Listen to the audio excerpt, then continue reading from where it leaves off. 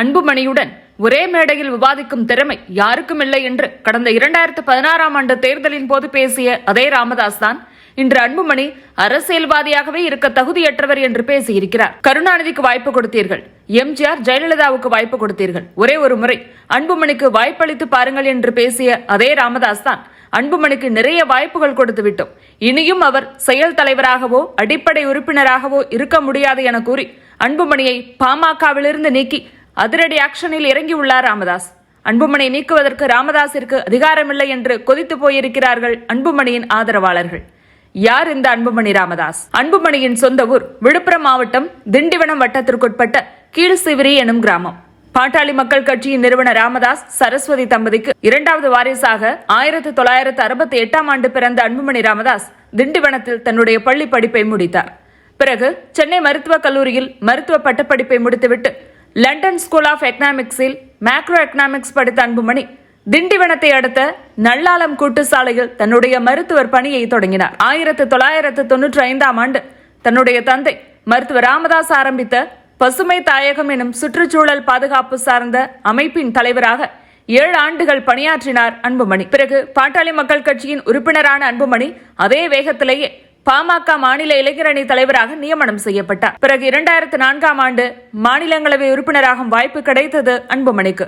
திமுக பாமக கூட்டணி ஒப்பந்தப்படி வழங்கப்பட்ட மாநிலங்களவை சீட்டுக்கு தேர்வாகி மாநிலங்களவை சென்ற அன்புமணிக்கு சுகாதாரம் மற்றும் குடும்ப நலத்துறை அமைச்சர் பதவி கொடுக்கப்பட்டது. இந்திய வரலாற்றிலேயே மிக குறைந்த வயதில் கேபினெட் அமைச்சராக பொறுப்பேற்றவர் என்ற பெருமையை பெற்றார் அன்புமணி. மத்திய சுகாதாரத்துறை அமைச்சராக பணியாற்றிய காலத்தில் உயிர்காக்கும் 108 அவசர ஊர்தி சேவையை தேசிய அளவில் விரிவாக்கியது, புகையிலை ஒழிப்பு, போலியோ ஒழிப்பு ஆகியவற்றுக்காக மேற்கொண்ட நடவடிக்கைகள் அன்புமணியின் சாதனைகளாக பார்க்கப்பட்டன. 2014ஆம் ஆண்டு மக்களவைத் தேர்தலில் அதிமுக 37 இடங்களை கைப்பற்றிய நிலையில் மிகவும் எதிர்பார்க்கப்பட்ட தருமபுரி மக்களவை தொகுதியில் பாஜக கூட்டணியில் அங்கம் வகித்த அன்புமணி வெற்றி பெற்று திமுக அதிமுகவையே திரும்பி பார்க்க வைத்தார்.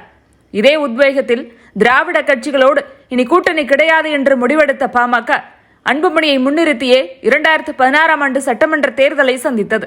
மாற்றம் முன்னேற்றம் அன்புமணி என்ற பிரச்சாரத்தை பாமக முன்னெடுத்த போது ஒரே ஒரு முறை அன்புமணிக்கு வாய்ப்பு தாருங்கள் என்று முழக்கமிட்டு வந்தார் ராமதாஸ். பாமகவின் அந்த முயற்சி தோல்வியடையவே மீண்டும் திராவிட கட்சிகளை நோக்கி வந்தது பாமக. 2016ஆம் ஆண்டு பெண்ணாகரம் தோல்வி அன்புமணிக்கு அதிருப்தியை கொடுத்தது. எனவே 2019ஆம் ஆண்டு மீண்டும் நாடாளுமன்ற தேர்தலை அதிமுக பாஜகவின் என்டிஏ கூட்டணியிலிருந்து சந்தித்தார் அன்புமணி. அந்த தேர்தலிலும் தோல்விதான். அன்புமணி கட்சிக்குள் தலையெடுக்க தொடங்கியதிலிருந்து கட்சியின் சகல முடிவுகளையும் எடுப்பவராக முன்னிலைப்படுத்தப்பட்டார் அன்புமணி ராமதாஸ். அப்படியான அவருடைய முயற்சிகள் தோற்றுப்போன நிலையில் தேர்தலுக்கு தேர்தல் பாமக எடுக்கக்கூடிய நிலைப்பாடு குறித்து பல விமர்சனங்கள் முன்வைக்கப்பட்டு வந்தன. இந்த நிலையில் 25 ஆண்டு காலம் கட்சியின் தலைவராக இருந்து செயல்பட்ட ஜி.கே. மணிக்கு விடை கொடுத்து அந்த இடத்தில் தன்னுடைய மகனை அமர வைத்தார் ராமதாஸ்.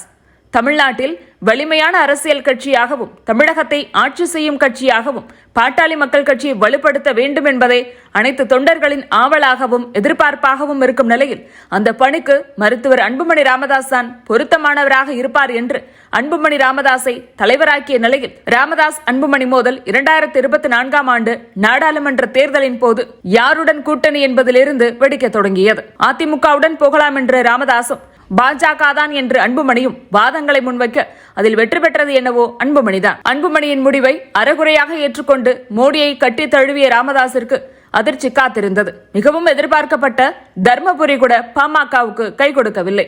இதுவே ராமதாஸ் வர்சஸ் அன்புமணி மோதலுக்கு காரணமாக பிறகு அதோடு வந்து சேர்ந்து கொண்ட பிரச்சனை தான் தன்னுடைய அக்கா மகன் முகுந்தனுக்கு ராமதாஸ் கட்சியில் பொறுப்பு கொடுத்தார் என்பது. இந்த சண்டை சச்சரவுகள் சில நாட்களை தொடரும் என தொண்டர்கள் நினைத்த நிலையில் நாளுக்கு நாள் இந்த மோதல் முற்றி இன்று அன்புமணியை நீக்கும் அளவுக்கு சென்றிருக்கிறார் ராமதாஸ். என்னுடைய குடும்பத்திலிருந்து யாரும் அரசியலுக்கு வரமாட்டார்கள், அப்படி வந்தால் தெருமுனையில் நிறுத்தி என்னை சவுக்கால் அடியுங்கள் என்று அரசியல் கட்சி ஆரம்பிக்கும் போது சொன்ன அதே ராமதாஸ் தான் அன்புமணியை முதலமைச்சர் வேட்பாளராக்கினார், மாநிலங்களவைக்கு அனுப்பி வைத்தார், அன்புமணியை மத்திய அமைச்சராக்கினார், பாமக தலைவராக்கினார். இன்று அரசியலுக்கே அன்புமணி தகுதியற்றவர் என்று கூறி தூக்கி வீசியிருக்கிறார். ராமதாஸின் இந்த நடவடிக்கையை எப்படி எதிர்கொள்ளப் போகிறார் அன்புமணி என்பதை பொறுத்திருந்து பார்க்கலாம்.